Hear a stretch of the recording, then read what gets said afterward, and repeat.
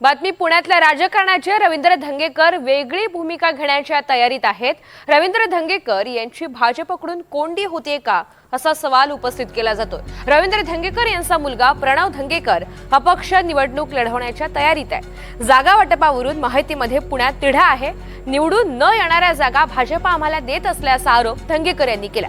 प्रभाग क्रमांक 24 मधून प्रणव अपक्ष निवडणूक लढवणार आहेत अशी माहिती मिळते।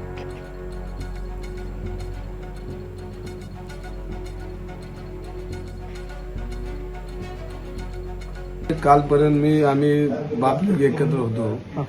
कालपासून माझा मुलगा माझं काय ऐकायला तयार नाही। तुम्ही मला जो निर्णय दिला ठीक आहे, मी निवडणूक लढवणार, आम्ही त्याला समजायचा प्रयत्न करतोय, पण तो काय ऐकण्याच्या परिस्थितीत नाहीये। आणि मी म्हटलं तुला निवडणूक लढवायची तर थांब जरा, आपले शिंदे साहेब आहेत, सगळ्या गोष्टी आहेत, सगळे व्यवस्थित होईल। पण तो कालपासून तो म्हणला मला मी निवडणूक लढवणार आहे, कशी लढवणार मला लढवायचीच आहे। मग तो ऐकत नाही, तर त्याला आम्ही शिंदे साहेबांकडे मी घेऊन जाईल, त्याला समजून